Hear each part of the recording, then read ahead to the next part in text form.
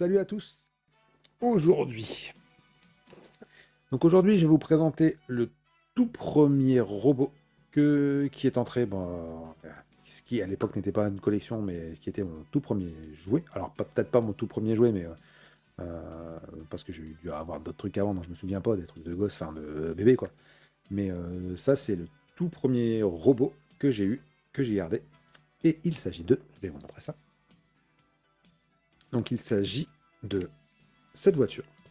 Donc c'est une Datsun, ils appellent ça Datsun Fair Lady, je sais pas quoi, que j'ai eu donc en 1984. C'est mon père qui me l'a offert, je ne sais pas à quelle occasion, peut-être un anniversaire, peut-être. Je me souviens en tout cas très bien l'avoir eu quand j'étais gamin. Et donc c'est une voiture qui se transforme en robot. Et je vous montre ça tout de suite. Et alors, ce modèle-ci, enfin, cette voiture-là, celle-ci précisément, c'est pas celle que j'ai eue quand j'étais petit. C'est un modèle que, en fait, c'est un modèle que j'ai racheté par la suite parce que je vais vous le montrer. J'ai toujours le modèle, j'ai toujours celui que j'ai eu quand j'étais gamin, mais il est défoncé quoi. Parce que certes, c'était mon tout premier robot, mais à l'époque, c'était des jouets qui étaient faits pour jouer. Donc je l'ai joué et je l'ai un peu pensé quoi. Donc voilà. Alors moi, c'est un... Alors, certes, par rapport à ce qui se fait aujourd'hui, c'est pas de ouf, mais honnêtement, pour l'époque, et encore, j'ai envie de te dire, par rapport à ce qui se fait aujourd'hui, même moi, je trouve ça ouf, quoi. Parce que les jouets qu'on a maintenant, on fait des Transformers, mais si tu veux un Transformers qui se transforme vraiment avec des étapes de transformation et tout, jamais de la vie tu les trouves dans les rayons des supermarchés. Parce que c'est trop compliqué. Les gamins, ils n'auront pas la patience d'avoir 36 étapes de transformation pour avoir un robot chouette. Bien qu'à l'époque, ça se faisait.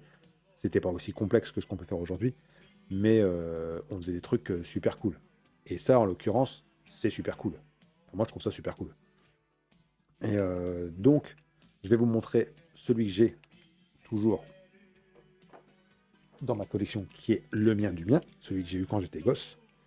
Et bon, il déconne un peu. J'ai perdu, enfin j'ai dû la casser, la vitre qu'il y avait à l'arrière. Alors ça, pareil, c'est un truc que j'ai pas vraiment compris, parce que j'ai pas compris l'intérêt en fait. Parce qu'à vrai dire, comme il n'y a rien dedans, ok, il n'y a pas de truc, ils auraient pu la faire non amovible. Alors c'est un détail, parce que c'est sympa quand elle est en, je vais la remettre en bagnole, quand elle est en, celle-ci, elle n'a pas été transformée beaucoup, hein, donc elle est un peu dure à transformer.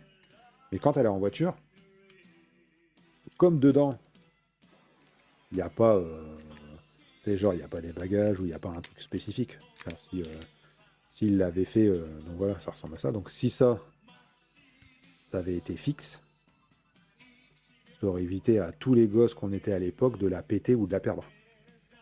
Mais bon, faut admettre que c'est cool. J'en ai j'en ai un troisième modèle que j'ai acheté il y a bien longtemps, mais en fait, je l'ai acheté pour l'offrir à mon père. C'était le clin d'œil en fait de lui offrir le premier robot que lui m'a offert quand j'étais gamin. Donc je le possède, enfin je le possède. Il n'est plus à moi, il est à mon père. Donc j'ai ce modèle-là en boîte, quasi neuf, que j'ai trouvé je pense il y a 10 ans maintenant. Donc je lui ai offert ça il y a 10 ans, il l'a toujours, c'est cool.